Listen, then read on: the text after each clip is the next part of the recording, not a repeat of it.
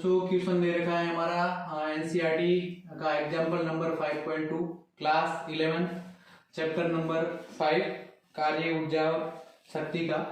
तो आज हम करेंगे, ये दे रखा है कि हम जानते हैं कि वर्षा की बूंद नीचे की ओर लगने वाले गुरुत्वाकर्षण बल और बूंद के गिरने की दिशा के विपरीत लगने वाले प्रतिरोध बल के प्रभाव में अधीन गिरती है। ये कहना चाहता है क्वेश्चन की कोई ये वर्षा की बूंद है, ये क्या है, एक वर्षा की बूंद है जो नीचे गिरती है। वो किसके कारण गिरती है, वो कहते हैं कि वर्षा की बूंद नीचे की ओर गुरुत्वाकर्षण बल के कारण गिरती है ना। तो ये हमारी पृथ्वी है तो गुरुत्वाकर्षण बल की गिर रही है।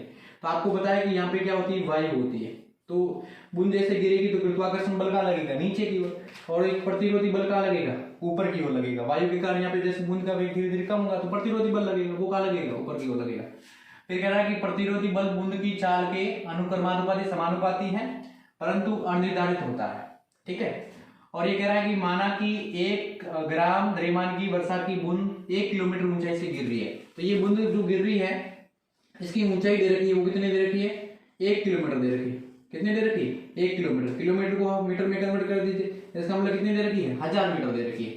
और कह रहा है कि धरातल पर 50 मीटर प्रति सेकंड से क्या करती है, टक्कर कहती है। तो ये हमारी क्या है, पृथ्वी है।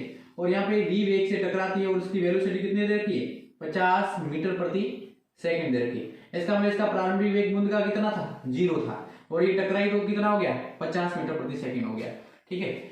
और इसने क्या दे रखा है, इसका द्रव्यमान दे रखा है, बूंद का द्रव्यमान दे रखा है। तो बूंद का जो द्रव्यमान है वो कितना दे रखा है, बूंद का जो द्रव्यमान दे रखा है m, वो दे रखा है 1.00 ग्राम। तो इसको कन्वर्ट कर दीजिए तो कितना हो जाएगा, 1000 का भाग दीजिए 10 की पावर -3 किलोग्राम, है ना, केजी में हो जाए, ठीक है। अब देखो दूसरा आपने इसकी क्या दे रखी है, ऊंचाई। ऊंचाई कितनी दे रखी है, ऊंचाई h का मान कितना दे रखा है, 1 किलोमीटर। और मैंने बोला 1 किलोमीटर को क्या लिखोगे, मीटर में कन्वर्ट कर दीजिए तो 1000 मीटर हो गया, है ना। तो और आप ये कैसे गिर रही है, नीचे क्या लग रहा है, g लग रहा है, गुरुत्वाकर्षण बल लग रहा है।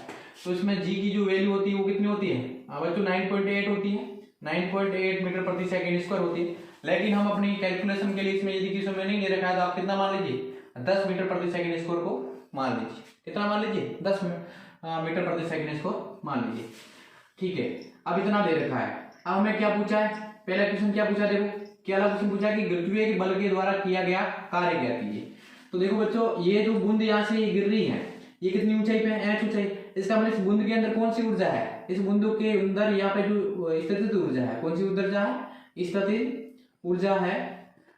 और यहाँ स्थितिज ऊर्जा वो यहाँ जैसे बूंद नीचे गिरती है तो ये किस में कन्वर्ट हो जाती है, किस में कन्वर्ट हो जाती है, गतिज ऊर्जा में परिवर्तन हो जाती है। किसमें, गतिज ऊर्जा में परिवर्तित हो जाती है स्थितिज ऊर्जा से किसमें। तो इसका मतलब गुरुत्वीय बल के द्वारा जो किया गया कार्य, वो किया गया कार्य किसमें संचित होगा, ऊर्जा में संचित होगा। वो कौन सी ऊर्जा होगी, स्थितिज ऊर्जा होगी। तो इसका मतलब जो हमारा पहला क्वेश्चन क्या दे रखा है, पहला क्वेश्चन ये कह रहा है कि गुरुत्वीय बल के द्वारा किया गया कार्य। हम जानते हैं कि गुरुत्वीय बल के द्वारा, गुरुत्वीय बल के द्वारा किया गया कार्य, किया गया कार्य किसमें संचित हो रहा है, स्थितिज ऊर्जा में संचित हो जाता है। किसमें संचित होता है, स्थितिज ऊर्जा में, पोटेंशियल एनर्जी में संचित हो जाता है, संचित हो जाता है। इसका मतलब यहाँ पे क्या हो गया, इसका मतलब ये हो गया जो W है वो किसके बराबर है, U के बराबर। और U क्या होता है हमारा, पोटेंशियल एनर्जी क्या होती है, mgh होती है। क्या होती है, mgh। तो mgh की वैल्यू हम रख देंगे, m की वैल्यू दे रखी है, देखो कितनी है, 10 की पावर -3, 10 की पावर -3। g की वैल्यू मैंने बोला कितनी लेनी है आपको, 10 ले लो, तो ये होगी 10। अब देखो हमारे पास h की वैल्यू कितनी दे रखी है, मतलब बूंद का कितनी ऊंचाई से गिर रही है, 1000 मीटर ऊंचाई से गिर रही है। 1000 का मतलब 10 की घात 3 है, तो ये 10 की घात -3 और ये 10 की घात +3, दोनों आपस में कैंसिल हो जाएंगे। हमारे पास जो ऊर्जा मिली है तो ऊर्जा का मात्रा क्या हो जाएगा, जूल। तो 10 जूल आ गया। इसका मतलब जो पहले का आंसर था गुरुत्वीय बल के द्वारा किया गया कार्य जो किसमें संचित हो जाता है, स्थितिज ऊर्जा में संचित हो जाता है, और वो कितना आ गया, 10 जूल आ गया। अब ये कह रहा है कि अज्ञात प्रतिरोध बल के द्वारा किया गया कार्य। तो बच्चों देखो जब ये ऊर्जा यहाँ स्थितिज ऊर्जा के रूप में थी, जो इसमें कलेक्ट होकर रखी थी ऊर्जा, वो किसमें थी, स्थितिज ऊर्जा में। जैसे ये बूंद जैसे नीचे गिरती है तो इसमें किसमें संचित हो, जब इसका बूंद गिरेगी नीचे तो इसका वेग बढ़े, तब ये बूंद नीचे आएगी तो ऊर्जा किसमें कन्वर्ट हो जाएगी, गतिज ऊर्जा में परिवर्तन हो जाती है। इसका मतलब ये क्वेश्चन करने के लिए आपको पढ़ा था आपने कार्य ऊर्जा प्रमेय के बारे में। तो कार्य ऊर्जा प्रमेय पढ़ी थी हमने, क्या पढ़ी थी? तो इस दूसरे क्वेश्चन को करने के लिए हम क्या करेंगे, कार्य ऊर्जा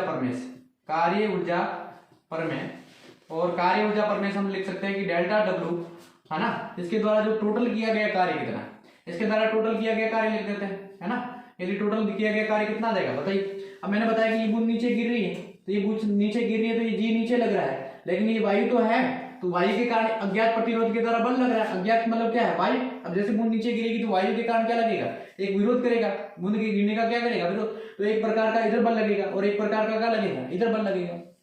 इसका मतलब हमारे पास जो डेल्टा डब्ल्यू बराबर आ जाएगा वो क्या आ जाएगा, इससे अब हमने निकाला है, अभी हमने जो पहले निकाला था, जो कार्य निकाला था वो किसके लिए निकाला था, डब्ल्यू जी, गुरुत्वाकर्षण के कारण कार्य निकाला था, वो कितना आया था 10 जूल आया था, वो कितना आया था 10 जूल। तो हम लिख देंगे डब्ल्यू जी प्लस इसके प्रतिरोधी बल के द्वारा किया गया कार्य, यदि मैं मानता हूं कि डब्ल्यू आर है, कितना है डब्ल्यू आर, और वो हमें ज्ञात करना, तो यहां से बताइए क्या डब्ल्यू आर कितना हो जाएगा, डब्ल्यू आर हो जाएगा डेल्टा डब्ल्यू बराबर क्या हो जाएगा, डेल्टा डब्ल्यू, है ना।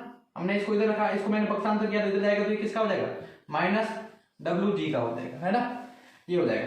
अब बताइए जब ये बूंद यहाँ से नीचे गिरी तो ये ऊर्जा किसमें कन्वर्ट हुई है, गतिज ऊर्जा में हुई।